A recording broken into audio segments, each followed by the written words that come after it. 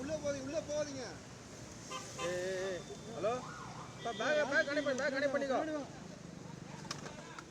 குஷியான வந்துட்டாரா?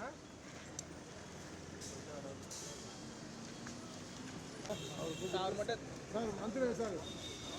Sir media பாரு இங்க வாங்க. சார் மீடியா எல்லாம் வெளியில வந்துங்க சார். சார் அங்கே இறங்கி தான் அங்கே இறங்கி வெளியில இருங்க சார். வாங்க சார் இப்படி வாங்க சார். அண்ணா சார் லைட் அடிச்சு பாத்துட்டு போங்க சார். அண்ணா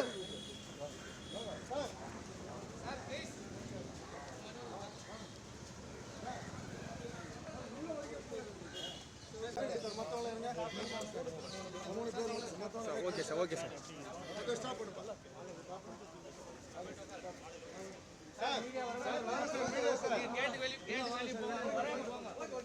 போங்க சார் ப்ளீஸ் போங்க சார்.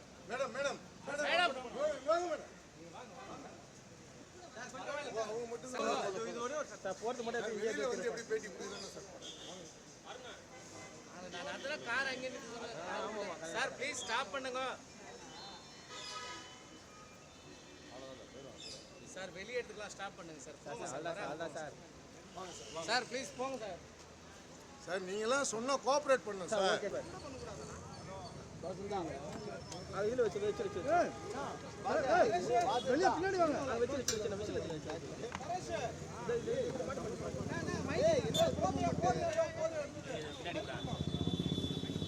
வர வீச்சில் எடுத்துக்கலாம்ப்பா. வர வீச்சில் எடுத்துக்கலாம் கொஞ்சம் வருடா.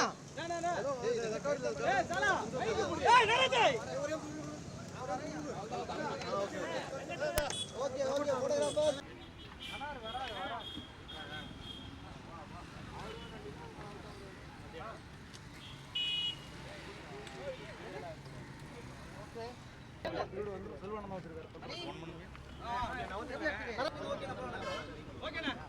போலாமா? அனைவருக்கும் வணக்கம். உங்கள் எல்லாருக்கும் தெரியும், கடந்த வாரம் எங்களுடைய தலைவருடைய சுற்றுப்பயணம் தொடர்பாக எங்களுடைய பொதுச் செயலாளர் வந்து திருச்சியில் முதல் சுற்றுப்பயணம் ஆரம்பிக்க இருந்துச்சு. அதுக்காக எங்களுடைய பொதுச் செயலாளர் அண்ணன் ஆனந்த் அவர்கள் வந்து போன வாரம் திருச்சி கமிஷனரேட்டில் மற்றும் அது பெரம்பலூர் அரியலூர்லலாம் சந்தித்து அந்தந்த போலீஸ் ஸ்டேஷன் எஸ்பி கிட்ட கடிதம் கொடுத்துருந்தாங்க. இது வரைக்கும் எங்களுக்கு எந்த அனுமதியும் தரப்படவில்லை. எல்லா இடத்துலையும், அதாவது தலைவர்கள் சுற்றுப்பயணம் மேற்கொண்டால் எல்லா ஊர்லேயும், இப்போ சென்னை மாதிரியான அனைத்து ஊர்களிலும், அனைத்து நகரங்களிலும், அனைத்து மாநகராட்சிகளிலும் வந்து பார்த்திங்கன்னா ஒரு குறிப்பிட்ட இடங்கள் அனுமதிக்கப்படும். அந்த அனுமதிக்கப்பட்ட லிஸ்ட்டில் இருந்தே நாங்கள் ஒரு சில இடங்களை குறிப்பிட்டு எங்களுடைய பொதுச் செயலாளர் வழங்கியிருந்தார். அதற்கும் அனுமதி மறுக்கப்பட்டுள்ளது. திரும்பவும் அது போலீஸோடு சேர்ந்து மீதும் அவங்க குறிப்பிட்ட மற்ற இடங்கள்லையும் கிட்டத்தட்ட ஒரு 30 இடங்கள் அவங்க குறித்து வச்சுருக்காங்க.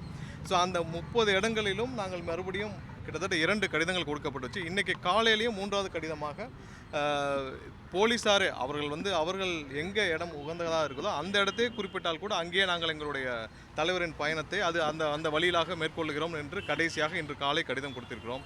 இது போக டிசம்பர் கடைசி வரை, டிசம்பர் 20ஆம் தேதி வரை எங்களுடைய முழு சுற்றுப்பயண விவரம், அதாவது எங்களுடைய தலைவரின் மொத்த சுற்றுப்பயண விவரத்தையும் இன்று டிஜிபி அலுவலகத்தில் ஏடிஜி அவர்களை சந்தித்து அவர்கிட்ட வந்து மொத்த பயண விவரத்தையும் கொடுத்துருக்கோம். ஏன்னால் இதே மாதிரியான ஒரு விஷயம் அனைத்து ஊர்களிலும் அனைத்து இடத்துலையும் எங்களுக்கு நடக்கக்கூடாது.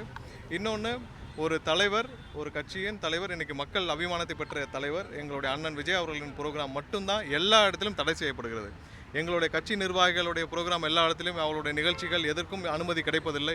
எங்களுடைய தலைவர் நீங்கள் பார்த்துருப்பீங்க, ஆர்ப்பாட்டத்திற்கும் நாங்கள் நீதிமன்றம் சென்று தான் ஆர்ப்பாட்டத்திற்கு அனுமதி பெற்றோம். மாநாட்டுக்கும் தெரியும், எவ்வளவு தடைகளை தாண்டி கிட்டத்தட்ட 20 நாட்கள் தொடர்ச்சியாக ஃபாலோ பண்ணி தான் நாங்கள் வந்து அனுமதியை பெற்றோம்.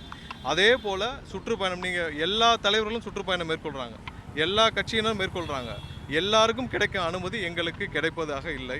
ஸோ அதனால தான் இன்றைக்கி மொத்த விவரத்தையும், அதாவது மொத்த பயண திட்டங்களையும் இன்றைக்கு வந்து டிஜிபி அலுவலகத்தில் கொடுத்துருக்குறோம். அது போக அந்தந்த மாவட்டங்களிலும் எஸ்பி கிட்ட தனியாக வந்து நாங்கள் கொடுப்போம், ரெப்ரசன்டேஷன் கொடுப்போம். மொத்த ப்ரோக்ராம் பிளானையும் கொடுத்துருக்கோம். இதற்கப்புறம் கண்டிப்பாக மக்களும் பார்த்து கொண்டிருக்கிறார்கள். அதாவது இன்று கட்சி ஆரம்பித்து மக்களுக்காக ஏதாவது செய்ய வேண்டும் என்று தன்னுடைய அனைத்தையும், தன்னுடைய இன்றைக்கி ஒரு கேரியரின் உச்சத்தை விட்டு வரும் எங்களுடைய தலைவருக்கு இது போன்ற இடைஞ்சல்கள் ஒவ்வொரு நாளும் வந்துட்டுருக்கு. இதை அனைத்தையும் மீறி மக்களுடைய ஆதரவு, பேராதரவு இருக்குது. அந்த பேராதரவோடு நாங்கள் அனைத்தையும் தவிடுபடியாக்கி இந்த தேர்தல் வரை மக்கள் சந்திப்பு எந்த தடையும் இல்லாமல் இல்லை, திட்டமிட்டு அனுமதி மறுக்கப்படுகிறது. ஏன்னா பிரதமருக்கு நீங்கள் பார்த்துருப்பீங்க, கடந்த ஆண்டு தேர்தலின் போது பிரதமருக்கு 7-8 இடத்தில் ரோடு ராலி நடத்தினாங்க. அதே போல் மத்திய ஒன்றிய உள்துறை அமைச்சருக்கும் ரோட் ஷோ நடத்துனாங்க. ஸோ சென்னையில் அதுவும் பிரதான இடம், அதாவது டி நகரில் பாண்டி பசார் ஏரியிலேயே பிரதமருக்கு கிட்டத்தட்ட 3 மணி நேரம் 4 மணி நேரம் போக்குவரத்தை நிறுத்தி காவல்துறை அனுமதி அளித்தது.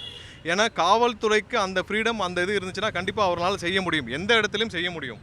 எங்களுக்கு மட்டும்தான் திட்டமிட்டு அனுமதி மறுக்கப்படுகிறது, மற்ற அனைவருக்கும் அனுமதி கொடுக்கப்படுகிறது.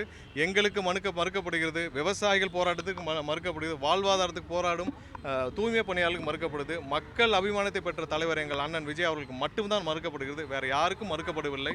இது வந்து கண்டிப்பாக எங்களுடைய போராட்டம் இதனால் நாங்கள் கண்டிப்பாக இந்த 13ஆம் தேதி மக்களுடைய சந்திப்பு, எங்களுடைய தலைவரின் சந்திப்பு எந்த காலத்திலும் நாங்கள் தவிர்ப்பதாக இல்லை, அது கண்டிப்பாக நடைபெறும்.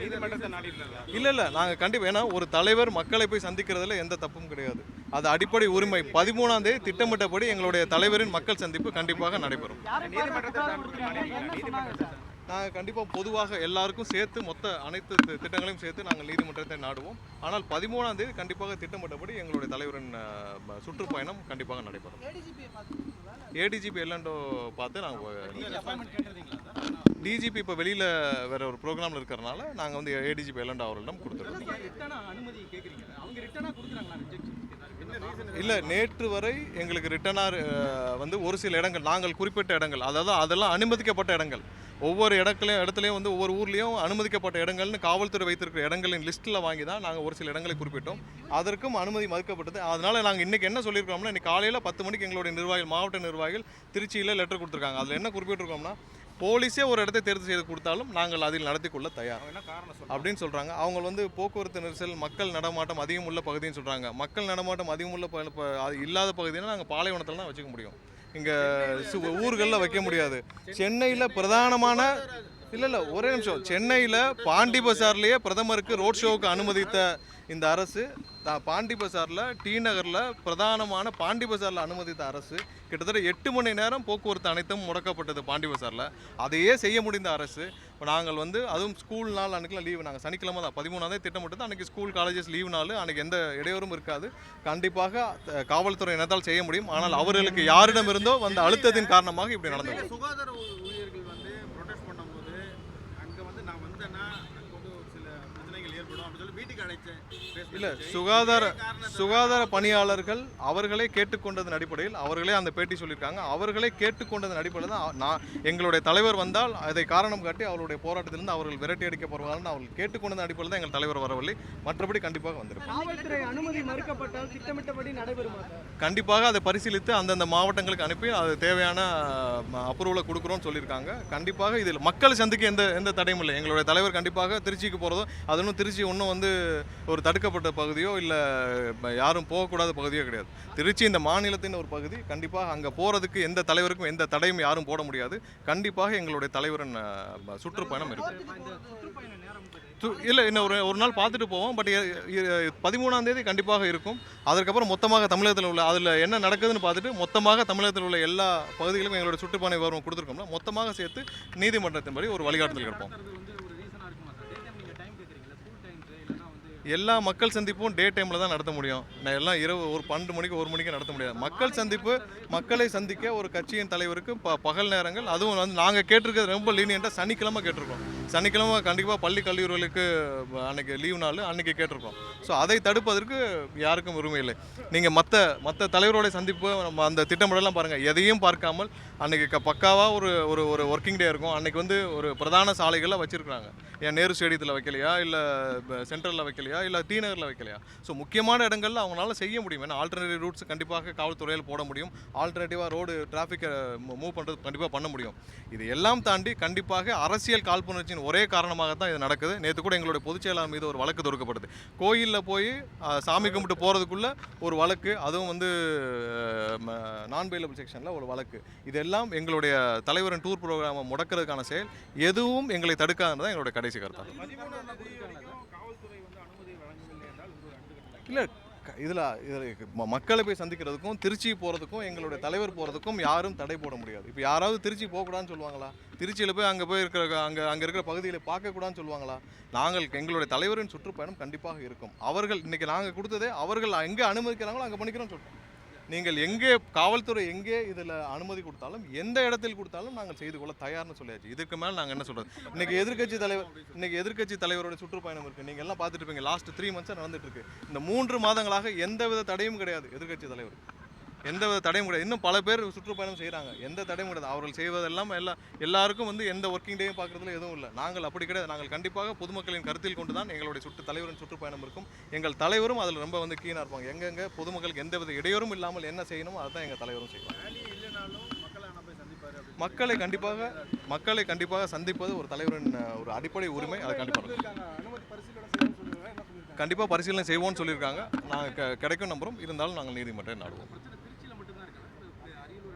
இப்போதைக்கு திருச்சியிலையும் அரியலூர்லையும் கொடுத்துருக்கோம், பெரம்பலூர்லையும் கொடுத்துருக்கோம். அடுத்தடுத்த மாவட்டங்கள் அடுத்தடுத்த வாரங்களில் நாங்கள் போகிறப்போ இதே மாதிரியான ஒரு பிரச்சனைகள் வந்தால் நாங்கள் எதிர்கொள்கிறதுக்காக தான் இப்போ மொத்தமாக கொடுத்தோம். இல்லை, இப்போதைக்கு எங்கேயுமே அப்ரூவல்னு கொடுக்கல, ரிட்டர்ன் அப்ரூவல்னு கொடுக்கல. அடுத்தடுத்த வாரங்களில் நடக்கிற ப்ரோக்ராமுக்கு இதே மாதிரியான இடையூறுகள் இருக்கக்கூடாதுன்னு சொல்லிட்டு தான் மொத்தமாக இன்றைக்கி டிஜிபி ஆஃபீஸில் ரெப்ரசன்டேஷன் கொடுத்துருக்கோம்.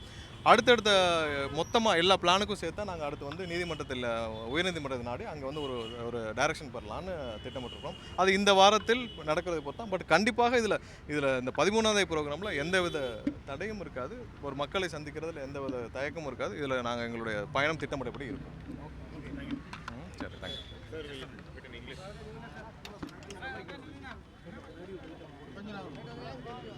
வர